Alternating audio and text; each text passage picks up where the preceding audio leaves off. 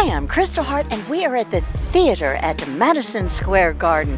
And this is the final press conference leading up to where Richardson Hitchins will defend his IBF Junior welterweight title against former world champion George Kambosos. It takes place Saturday, June 14th. It's here at the theater at Madison Square Garden, and it'll stream live on DAZN. Well, welcome back, everybody, and great undercard press conference. But this is the real reason we're here. This is the big one. This is the 140-pound IBF World Championship. Live and exclusive on DAZN around the world this Saturday night from the wonderful Madison Square Garden.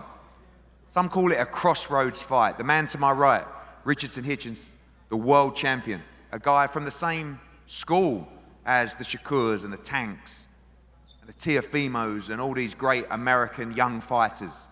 His opportunity for his biggest scalp of his career, an opportunity for the homecoming after headlining in Orlando, in Las Vegas. The route has been almost perfect, but now it gets real against the man to my left, who has been there, seen it and done it all, that came to the same venue just a few years ago to dethrone Teofimo Lopez and become the undisputed world champion. The guy that went back to Australia and brought stadium fights to the region, that didn't take any easy steps, that fought Devin Haney twice, then decided to fight Lomachenko as well. A chance for Australia's potentially greatest ever fighter to cement that legacy on Saturday night and try and become a two-division world champion. A brilliant fight at a brilliant venue on the global home of boxing. George, when you fought Teo, the talk was quite similar actually, and you got a guy that came in a little bit hot-headed as well and came to fight, and you know, the first round changed everything of that fight. Do you need to fight that aggressive fight against this man? You saw maybe Lemos had a little bit of success fighting that kind of fight. You've accused Richardson of being that defensive fighter as well. You've got to stick it on him. You've got to be the man with the experience in there on Saturday. We know you can box as well. We have all the ability, but you want a dogfight on Saturday, don't you? That's what Kambosos is all about. Look, he's the one that's making statements. He's the one that says he's going to knock me out. He's the one that said he's going to do this and that. So we have our plans. We've worked extremely hard in training camp, and who knows, I might take a leaf out of his book and run the whole fight. I have to wait and see. But you know I can box. You know I can fight. You know I can dig deep down and do whatever it takes. I can be knocked down and get back up again and win a championship fight. I've seen it all at the highest level. I've been at this pinnacle for many, many years, and you know, like I've been saying, resumes do matter in boxing. And when you fight the best, you beat the best, you lose to the best, but you're still here. And this warrior is still here, back at his favourite home ground. Do it again, the trifecta on a matchroom show. I've never lost in America. I've never lost on a matchroom show. And like I said, I'm proud to be here. Proud to be here with the Bella and Eddie Hearn, my father, manager, Jim Kambosos, Ferocious Promotions. And like I said, Hitchins, Saturday night, the talk is done now. Come back to you, George. I believe this fight's going to live up to all expectations. I really do. I mean, Richardson Hitchins is a hometown favourite, right? He's fighting in front of his own hometown. He's probably sick and tired of hearing about, you know, stop running, you know, fight, take the fight, you know, bring it head on. And, you know, obviously that's what everybody wants to see, a good fight. And George Kambosos, we all know, is a warrior. So I honestly believe, I mean, people that haven't got their tickets, go get your tickets, because you're going to see something classic on Saturday night.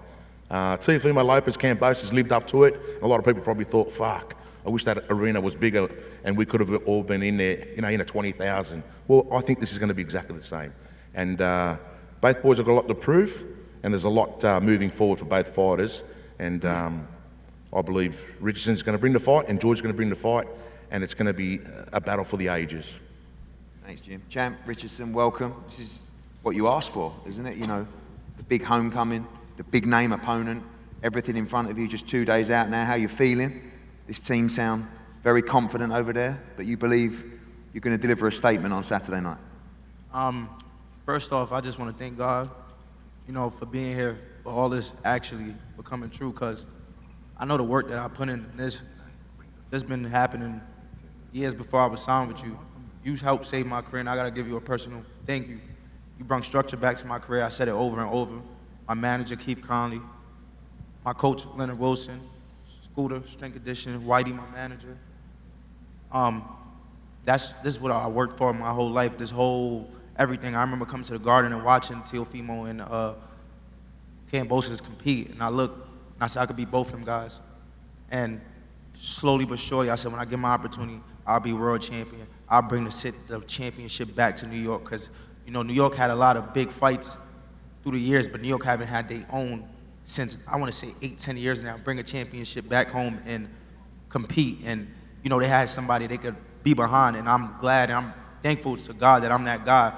As far as George Kambosos, a lot of people want to say that, you know, when they fight me, a lot of guys' game plan is to go forward, hit him in the shoulder, break him down. That's every guy fucking game plan. I think that George Kambosos is at this level because obviously he got boxing skills. You know, that's what fucked Teofimo up. Teofimo came at him as if he was just a regular guy, and you know he ran into his faith.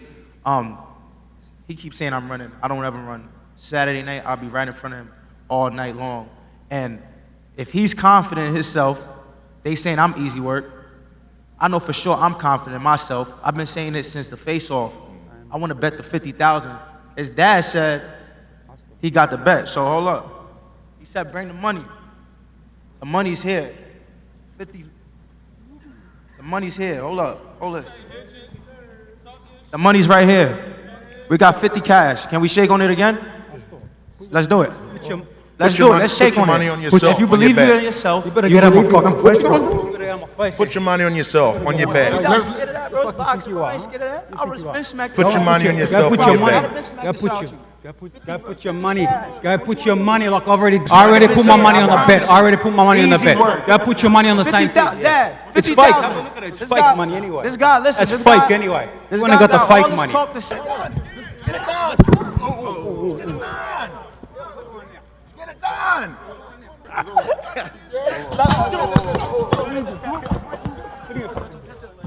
get it done.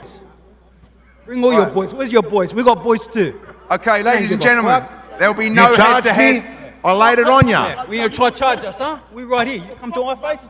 To the weigh-in and the crowds. I'm talking to y'all, but I'm looking behind my back at Jim because Jim is rough. Hey, Jim, is everything all right back there? Jim, because listen, I told him, y'all play with them. Don't play with them Australians, especially Kambosos team. Listen, I know about it. The other coach didn't know. That's how I still keep looking back over my shoulder at Jim because I know he got that action. Bill, yo, Jim, I set it up on That's where his son get it from. That's where his son get it from. I set it up on the stage up there. I protect my fighters and I fight for my fighters. Now, that is my son, but I do the same thing for all my fighters. I don't put my percentage in front of my fighters. Okay. I now stand and like Eddie Head said, Jim, you look like you're ready to bully in this fight. You're ready to fight. Of course I'm ready to fight. You know why? Because I love to protect my fighters. No, I get it. I was telling Bill that when you fought in Haney the first time, I was there in Melbourne. Y'all were rambunctious. I was trying to see if it brought up some memories for him. He didn't know Jim is with the shits, man. You hear what I'm saying? But it's all love, man. It's all love. Well, look what happened. Love come back because y'all were love and legacy, man. Listen, man, we're in the business of boxing. At the end of the day, there's a lot of passion, a lot of heartfelt things happen. But at the end of the day, when it's all done and dusted, hey, listen, George Kambosos got beat twice by Devin. We're not disputing that. We're forever going to say that Devin outboxed and beat George. But at the end of the day, we're still friends now. Well, why do you get such a... You've only lost to Lomachenko. You've only lost to Devin. So what is everyone writing? The problem is in this world of boxing, everybody thinks that you've got to have this O. And you basically, when you fight the greats, and George got the balls to fight anybody that stands in front of him, if you take a loss, everyone thinks, you know what, that boy got a loss, he's no good anymore. Look, at the end of the day, this is boxing, you know? So listen, Jim, we did a little bit of standing in front, a little bit of not, and I'm telling you, it's not as easy as he's making it out to be. Do you believe he's going to just stand in front of you on Saturday night? Do you think he's going to just stand there? I hope he does. After that today, I think he fucking will. Jim, And you know what? Because he's coming in as an angry man, and his trainer just got clipped. Not that I wanted to clip the guy, but at the end of the day, he charged me. But let's be honest here. Now, I'm from the West Coast, but he mentioned the word clipped, and somebody got to be mad. Actually, I got myself in trouble with that in Sydney too. I mentioned that word clipped, and I literally almost faced a lawsuit. Jim, before you go, as a father... and a manager. People just think I'm a father to George. George is my first and foremost fighter, yes. My passion, my diligence, how hard I work to ensure that I don't fuck up his deals. He's my first guy, but I use that same passion blueprint that I wear my heart on my sleeve for all my fighters. I got Imam Katayev fighting David Morrell in July 12th. People think I'm mad. No, I think it's a great fight. I think my guy beats Morrell. But the simple thing is, I got Yakubo fighting in Washington, right? Tajikistan kid. I give that kid $9,000. Never even met him. I went to Moscow and I met the kid and gave him a fight. And I signed him to Samson Promotions. I work for the fighter. It's as simple as that. George Kambosos is my son. I would have done exactly the same thing for any other fighter I had there. Yeah, I would have done the same thing for Devin. What I wanted to No, don't start campaigning for the job with Devin. I'm the manager, and I'm a great manager. What I was asking though, Jim, is that I'm sure we can negotiate that, Bill. from a father standpoint, is there anything that you sort of like reflect on when Devin, who's done nothing wrong, George has done nothing wrong, but take all the best fights, and the Haney family still gets some level of ridicule? Like, are there There's any? no difference between the Haney family No, and us. no. I'm just saying, like, any we fatherly advice that y'all reflect on that George and Devin, as fighters and sons of you guys, share. I'll tell you, young fighters, that when you work to get to this opportunity, you don't listen to the media and listen to narratives. You listen to your team, you listen to your coach, hopefully your father, and you take advantage of those opportunities. Unlike what Teofimo Lopez Jr. and Sr. are doing right now, which is a travesty to boxing and everything that you guys have built, everything that we've built as teams, families, and all that. So I believe that for George Kambosos and Jim, I respect that when the time came, they came here, they beat T.O., right? They honored it. The bet, they put the fight on in Australia, and we came back, fought gave Lomachenko. Yeah. They caught back, fought Lomachenko, and now they're back here again to fight Richard Hitchison, to give Richard Hitchison an opportunity to legitimize his career. Can you imagine that he'll be legitimized by beating him? But it's no easy task. Listen, there's one thing before we wrap this up. George Kambosos would just fight anybody. I mean, when George Kambosos got all them belts off T.O., we could have went back to Australia and sucked it right up and just fought nobody. But we didn't. We went straight to the next best. And guess what? We risked it all. But everyone thinks that's a bad thing. They all think, you lost your belts in your first defense. But we risked it all. We take the risks. Boxing is about giving the fans what they want. Now, if George Kambosos fought a tomato can and he lost to a tomato can, that would have been looked even worse with the victory against Teofimo. No, let's go to the next best guy. And like I said, you guys are doing the right thing, we're doing the right thing. As far as I'm concerned, fuck a lot of them. Hey, listen, I got it like this right now. Richard Hitchison, George Kambosos, 2-0 George Kambosos right now. Jim took the 1, and then they're still here. That's 2. Let's see what the weigh-in has got to go. Are you going to be ready, Jim? Are you going to be ready? I'm always ready. Okay, baby. You really know we're ready. Eddie, the most obvious question is, what the hell just happened, and what do you think about it? Fantastic. I mean, look, we got to always try and keep it a little lid on it, but it was like, I mean, listen, shout out to Richardson because he's talking that talk. George came in. Jim was probably a little bit more riled up than George, and I think George was like, look, talking's done, let's go, and Richardson stuck it on him. Then he got in his face, and George isn't the kind of guy where you can just step to him in his face. Sooner or later he's going to react. He got up, he went for him. And then in the meantime, Lenny kind of come across, and Jim kind of, I don't have to watch it back. Hit him with a mic. Was it a mic? Yeah, and then for the whole press conference after that, I can hear Lenny and Jim going at it, right? And Lenny's saying, don't think this is over.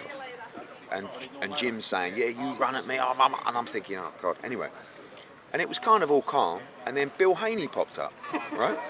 And then Bill's talking that stuff, and then Bill's gone to Lenny, something like, again, I've got to go watch it back. And how do you feel, Lenny? You let Jim Kambosos slap you around the face like a, I don't know, bitch or whatever, what he's going to say. And he went, yeah, well, I'll tell you how I feel. And then picked up the metal. Like, if you go up there and feel those chairs, they're serious, like they're all metal. And I'm like, what? Jumped in. And luckily the security were there in hand, and listen, it was all, it was all good fun in the end. But this is what's at stake on Saturday night, and this is what we want: high stakes. The world 140-pound championship, and a massive fight for both men's career.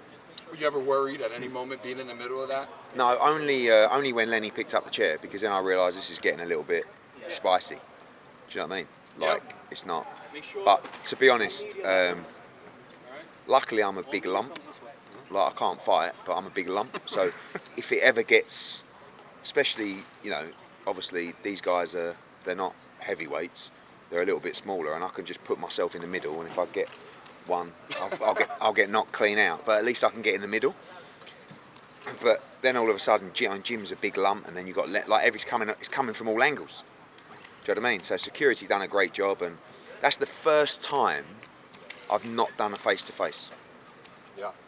Apart from Derek Chisora against Dillian White, where he picked up a table and threw it at me, because that was the same thing where it was about to get out of control, and I just chose, let's save that for the press conference tomorrow. Any concern? We are in Brooklyn. Coach Lenny did not look like he was willing to let it go or will let it go. We have a face-to-face tomorrow now. Fight on Saturday. Listen, time is a great healer. Do you know what I mean? In the moment, I'm sure Lenny's thinking, I'm about to attack Jim outside on Penn Station. Everybody calm down, it's not worth it. Tempers and emotions are high because, one, on the Kambosos side, that's his son. And Jim's never going to behave normally when this kind of thing's going on because it's his son. Jim's a little bit mad anyway. You wouldn't want to have a fight with him when it weren't his son. When it is his son, don't expect him to be completely normal. Lenny is also probably a little bit out there. You know, Richardson's almost like his son. So it becomes a little bit personal. But just deep breath and let's get on with the job at hand on Saturday night. Is that what you're going to tell them tomorrow at the weigh-in? I think, because yeah. you don't want the fight ruined. Yeah, but people, that's why I didn't do a head-to-head, because at that stage, like, you've got to get the timing right where people love that stuff, right? But we've also got to keep it as respectful as possible and understand that the sport is a sport built out of discipline and respect, and we're trying to teach kids that. So we can't have up there fight everyone just slapping each other, you know, because that's not what the sport's about. But that does much bigger numbers than thank you very much, I look forward to, wish you the best of luck for Saturday. Do you know what I mean? So it's a mixture between the two, knowing that the numbers from today are going to be huge, and that of course builds the excitement for Saturday night. What do you think about the money, putting 50,000? Yeah, like if you understand betting, George is right. Whether George has had a bet or not, I think he probably has. Yeah, because it's 7-1. Or you guys say it a little bit different over here, but basically, if you bet George Kambosos with Bet Online, our partners, you get, I think, 6 or 7-1. So you put 50,000 on, you get 350 back. So why would you bet 50 for 50? Do you know what I mean? But, you know, I understand the bravado of it all, but I think I think Richardson Hitchins is the favourite in the fight, but I think 7-1 is a huge price for George Kambosos. Especially after what I've seen up there of two guys that are just, like, anything can happen in this fight. Richardson's the master boxer, he's got to keep his composure, but we saw what, you know, this is like history repeating himself in terms of the build-up for this fight and Teo fight. I don't know if it's a tactic from George, but it's playing out the same way, and I'm sure he'll go with high spirits after that very entertaining press conference. Do you think you got him out of character at all, or is this more Richardson? No, to be fair, I thought Richardson was kind of cool with it. He was, you know, I'm up close with these guys. He wasn't shaking. He wasn't, you know, he was pretty cool with it. But still, like, the trainer's now lost his mind, and like Teo's dad lost his mind. Do you know what I mean? So, and wait for the weigh-in tomorrow. We've got to get that out of the way first. Do you think there any concern with Richard Hitchins making weight? I No. know throughout the press, like throughout the week, George Kambosos is like, make sure you make weight. No, he'll make weight. He's never missed weight. He's a professional. He'll be making weights. Hi, I'm Kristal Hart, and we are at the theater at Madison Square Garden. This is the Hitchins versus Kambosos Junior card, and this is the weigh-in. And it's now time to weigh in the main event of the evening. As Mr. Eddie Hearn of Matchroom Boxing, in association with Lou DiBella of DiBella Entertainment and Ferocious Promotions, are proud to present 12 rounds of boxing for the IBF Junior Welterweight Championship of the World. Now making his way to the stage, please welcome the challenger. His professional record, 22 victories, 3 defeats, with 10 wins coming by way of knockout.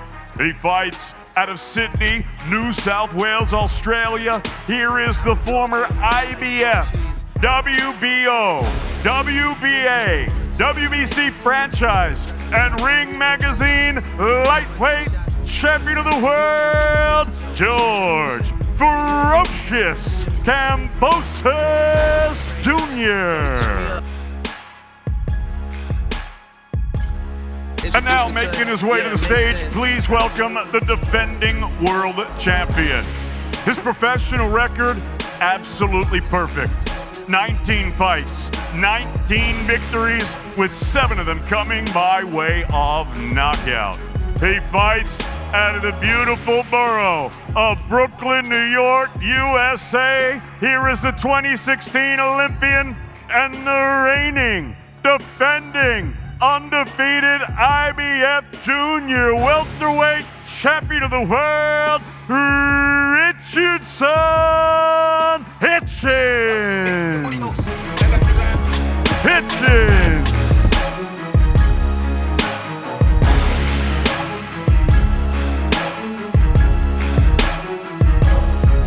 Now to the scale, George Ferocious Kambosos Jr.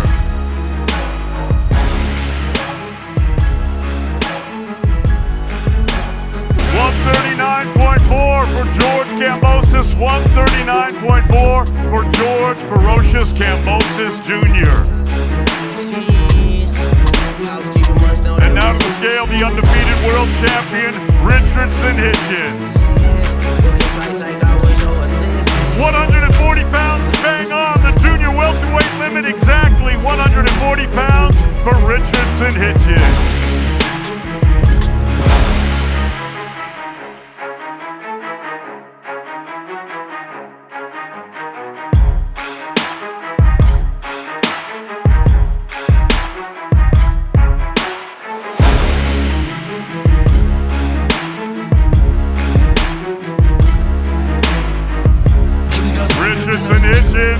George Kambosos Jr., 12 rounds for the IBF Junior Welterweight Championship of the World.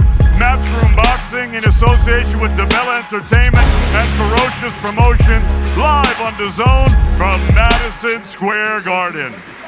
Hi, I'm Kristal Hart, and here at Madison Square Garden, Richardson Hitchins retains his IBF Junior welterweight title by defeating George Kambosos Jr. by 8th round stoppage. Rich here, Chris with Boxing with Chris. Capturing the championship in Puerto Rico, you showed the emotion of how much it meant to you. How much did this mean to you? Did it overshadow that win in Puerto Rico? Yeah, honestly, this was the, moment I was waiting for, to come home in New York and headline. But I wanted to do that as the world champion, and I felt like it was going to be bigger for the city. The New York had a lot of big boxing fights in the past years, but New York haven't had their own to cheer on in a world championship fight since, I think, Danny Jacobs probably was fighting years ago. So I always wanted to be the guy to bring back the championship to the city and just give, New York that feeling of cheering on their own. So it felt great. Richardson, back here. You had the win. It's ironic because I had asked you back in Puerto Rico about your debut in Brooklyn. You came back here with Eddie, and I asked you about, you being inactive and coming here and the activity picking up. You pick your win up in Puerto Rico, you get your championship, and now you're here, and it kind of just seems like everything just really comes full circle because not only do you win in front of your home crowd, but you get a stoppage. Just talk about the preparation and how you feel in this moment right now. The preparation was just a lot more mental than physical. Just, like I've been saying, I haven't got comfortable with the big fights, the anticipation, seeing my opponents, hearing what the media got to say, just that whole feeling's a different feeling. Just, you come fight week the day before the weigh-in or something, you see your opponent in weigh-ins and you go fight it. So just getting used to that psychologically and knowing like, oh yeah, like I know what I'm gonna do to this guy, and just believing that I got another gear. And today I've reached that other gear where it's like I'm gonna take him out, and I set it the whole build up to the fight, and I just didn't want to go out there and just box. So yeah, that was just really what it was, just preparing mentally more than physically. Hitchins, lowest with Fight Hype right here, right in front of you. Congratulations, first off, on the victory tonight. Your first title defense.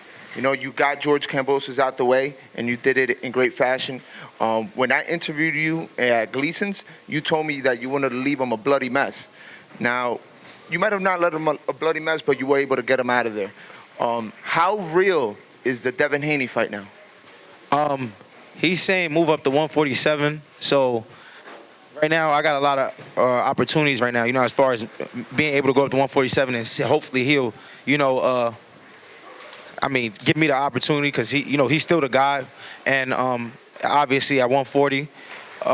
So it's the opportunity is definitely real. I mean, I think that fight, the people want to see me and Devin Haney, me and Teofimo. I've been saying for a long time now that they're gonna have to put my name in this conversation. You feel me? Because if you want to see superb boxing, you got to put me in that conversation with the Devin Haney's, the Ryan Garcia, the Teofimos. And I've been telling y'all for the longest, I'm just as good as these guys, even better. Eddie been telling y'all, my manager been telling y'all, my team, my coaches, everybody been telling y'all. But I guess it took that for y'all to want to listen to and hear us now.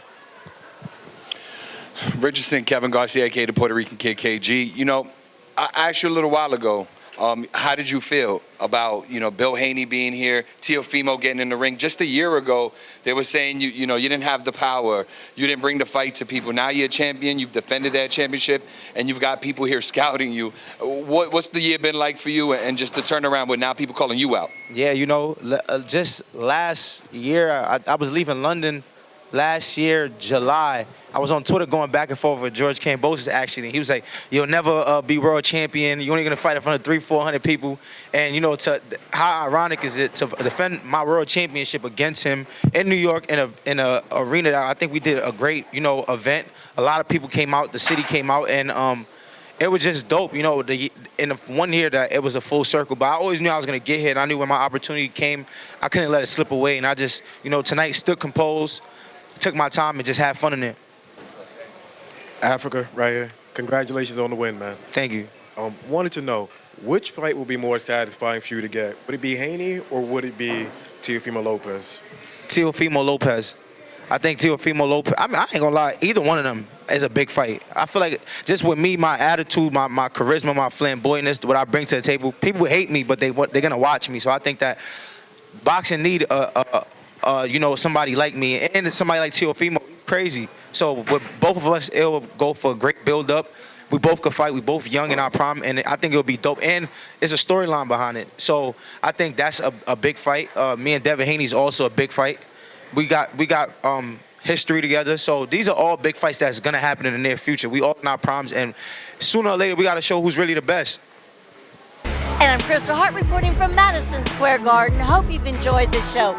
Thanks for watching, and we'll see you at the fights.